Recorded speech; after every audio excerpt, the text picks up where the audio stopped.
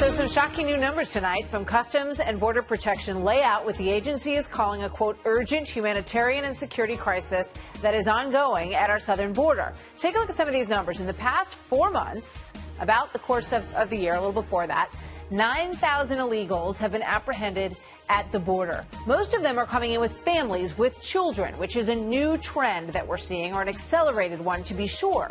As a result of that, many who are coming through are in need of medical attention in much higher numbers than what we have seen in the past. The agency also reporting that it spent 20,000 man-hours, when they break it down, on taking these individuals to get medical care, to hospitals, etc. All right, also in this report, in one 2-day period alone, take a look at what they apprehended. Almost 1,000 pounds of drugs that were coming across the border from smugglers and traffickers. Remember that this is the issue that is at the heart of this whole shutdown. A shutdown that the Senate voted on twice today, but failed to bring to an end. And now, a new suggestion tonight from the president. One of the ideas suggested is they open it, they pay a sort of a prorated down payment for the wall, which I think people will agree that you need. You need the wall. In fact, I see a lot of the Democrats are almost all of them are breaking, saying, look, walls are good, walls are good. Except for Nancy Pelosi, who is saying absolutely not. But could there be some movement between Mitch McConnell and Chuck Schumer, who are still meeting tonight? Kellyanne Conway, counselor to President Trump. Kellyanne, thank you for being here. Good to see you tonight. Thank you, Martha. So what is the very latest? What did you hear out of that meeting? And what is the president exactly talking about? How prorated would it be? Over what period of time? Well, we are encouraged that the leaders, Mr. Schumer and Mr. McConnell, are still meeting into the night here, because that says that perhaps we can get that border security and also get the government reopened. Those are the dual goals here. This president is keeping a promise to the American people, his first and solemn duty to secure the southern border. He sees a humanitarian crisis on both sides of the border. Here we've got the drugs pouring through, the child smuggling, a lot of crime, but also, most importantly, we have at the other side of the border people taking this perilous journey. And of course, Mexico has, I think, started to implement some of the policies that allows people, particularly these unaccompanied minors and families who are coming up from the Northern Triangle countries, to stay in Mexico while their asylum claims are being processed. Well, we saw, on this side of the border. Tagged bracelets on people and telling them, from what we're hearing, to head right to the United States. But I want to get your thoughts on the vote that we saw today. We saw two votes, and the vote that had no border wall funding actually got more Republican votes than the one that had border wall funding. That one pulled in Lamar Alexander, Isaacson, Murkowski, Collins, Gardner, and Romney. So it appears that on the Senate side, they want to get this over with, and that they're willing to compromise on border wall funding to do so. Well, but both votes, of course, did not achieve, neither achieved the 60 vote threshold that is necessary. And I was really struck by how many Republicans stuck together with the president's point of view and priorities here as well.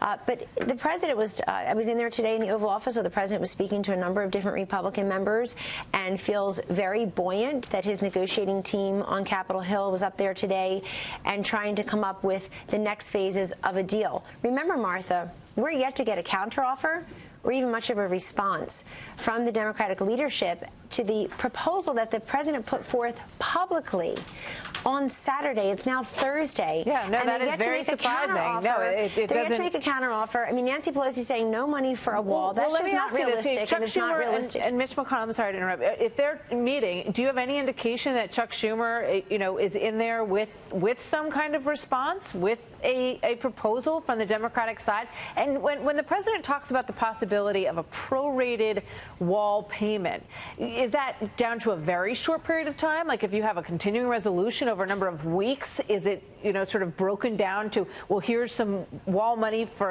a number of weeks even?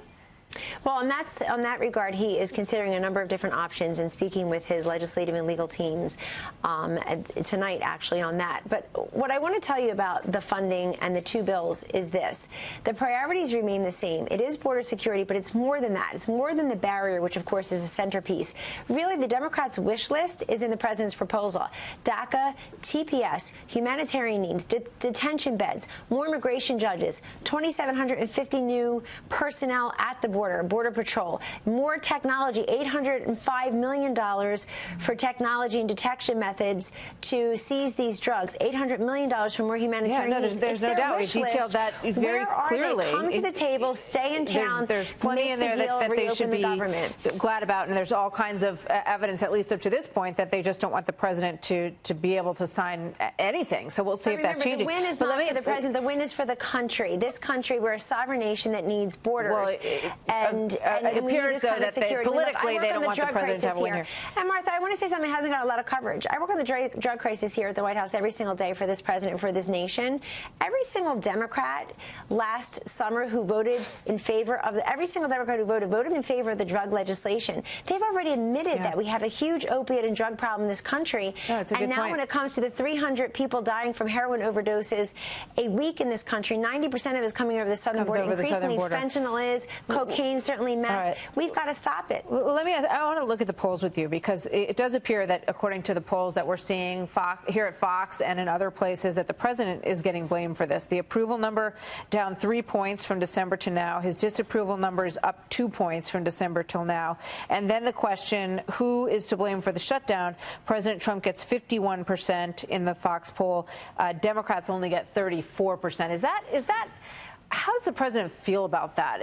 Politically, does that feel difficult for him? And is that going to push him to maybe make a compromise he wouldn't have made prior to that?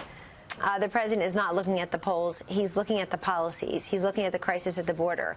And he's not keeping a campaign promise so much as upholding his constitutional duty to keep us all safe. If he had to look at polls to make decisions, he'd be like a lot of other politicians. Well, he just said yesterday he was so happy with his numbers with Hispanics, so he clearly follows the polls. We know that. Right. There's no question. He's happy that people are getting the message, even though it's so difficult to get the message out on these issues. And also in the Fox polls, you've seen that the wall itself has gone up in appeal to many people. And it's not just a wall. It's a steel slat barrier. He has said, call it what you want, so long as we have it. It is a centerpiece of it. But, Martha, this president doesn't want to be blamed for not taking action on the border when so many presidents have promised, both Republicans and Democrats. Congress has failed to do its job for any number of years. The Republican-led Congress last year had promised him after he signed that omnibus, and he said, don't ever give me anything like that again. I won't sign it. They said, okay, but we'll do the wall for you. Where is it? And now the Democrats are in charge. But I think this is much like criminal justice reform, the opioid crisis, all these bipartisan measures that passed. This is a nonpartisan issue at our border, striving for bipartisan solutions. And I think there are a number of Democrats, including the 31 Democrats who won in 2018 in districts that President Trump carried in 2016. 22 of them are freshmen. I've got to imagine they're going back home and getting an earful. We didn't send you there to be in a shutdown. We sent you there to secure our community. Before I let you go, I mean, you just said they're going back home, and I think that's one thing that really infuriates a lot of people who are not getting paid right now. They're rarely here. That's right. And by the way, the Congress, for the weekend, and they'll be back when, on Tuesday? That's right. They're fully funded. They have the longest weekend of any workers in their districts. Their members in Congress have and look, just stay in town. The president's saying, come to the table, stay in town, hash it out, get it done. And we're glad that leaders McConnell and Schumer are doing that right now tonight, and hopefully we'll come up with a resolution. The president is ready to sign it. All right, we'll be here if there's news. Thank you very much, Kellyanne. Thank you, Good Martha. to see you tonight. Bye-bye.